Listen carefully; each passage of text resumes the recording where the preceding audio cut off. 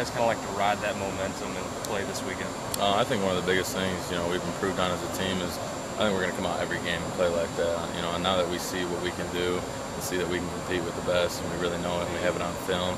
I think, that's the standard now. That's what we have to play like. Coach said now we're not going to sneak up on anybody, no matter who we play. They're going to be expecting our best game, and we got to expect their best game as well.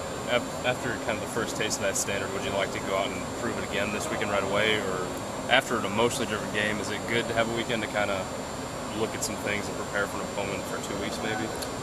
Bye week, it really doesn't matter to me. I don't think anybody really matters to anybody. We're ready to play whenever. Whatever's on our schedule, we got a bye week. It doesn't matter to me. I know it doesn't matter to a lot of the guys on the defensive line. We're ready to play whenever. I don't really think that's a factor for any of us. What did you guys work on today in practice mostly? Is it more just about getting the fundamentals down, or did you guys start prepping for South Carolina? Coach. You guys probably heard him over the microphone saying back to the basics, stuff like that. Just really perfecting our technique, stuff like that. I think we're going to get more of a South Carolina look tomorrow. And I know the D-line, we were in there studying South Carolina's film. It's not like just because we weren't repping it out there doesn't mean we're not getting ready for them. We'll be ready for those guys. Kind of right in the thick of it, right in the middle of the season, so to speak. Is it nice to have a bye week at this point to go to take a breather and just sort of, I know you guys aren't relaxing, but you don't have to get banged up on Saturday. Is it nice to get away from it for a little bit? He kind of asked the same question. For our bodies, I think it's nice, but mentally, I don't really think it has an effect on any of us. We're ready to play whenever whenever they tell us to play, whatever the schedule is. Bye week, I know it doesn't affect me. I'm preparing for this week like South Carolina Saturday, so it's no different. I wanted to ask you about your role on the punt team. Oh yeah. How did that evolve? Coach Jones, he was just, I think one of the first days he came in, he said, if you're one of the punt shields, you're one of the toughest guys on the team. And so when I heard I was going to have a shot to be a punt shield, that was a compliment to me that I took as a compliment.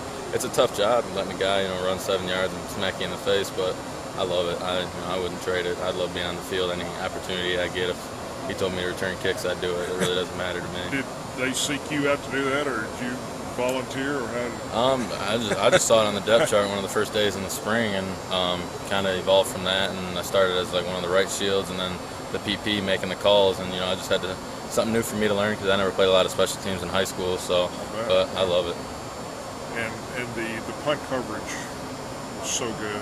The punting and the punt coverage was so good Saturday. It's pretty much flawless. It looked like. Yeah. We got a lot of great athletes on our punt team. And JR and Mike, they're picture perfect on the snap and the kick placement's great, and everybody, Sap, all the guys, that are on our defense, and mostly, on the punt team, they really get down on the ball, and they don't let the guy breathe. So they do a great job. That has nothing to do with me or any of the shields. We're always the last ones down there. It's those guys that make the plays.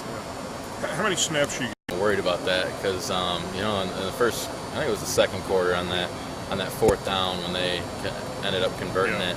I think that was one of the loudest points of the stadium, and I was like, oh, I hope this stays like this the rest of the game because it really helps our team's energy, and that really makes a difference. Now, going forward, you got a week off, and then you're back for another big SEC game. Do you think that can be reproduced, that energy in the stadium from the fans, the guys on the sideline? Oh yeah, I believe that's part of everybody's. It's a group effort. That's the fans, that's the coaches, that's the players.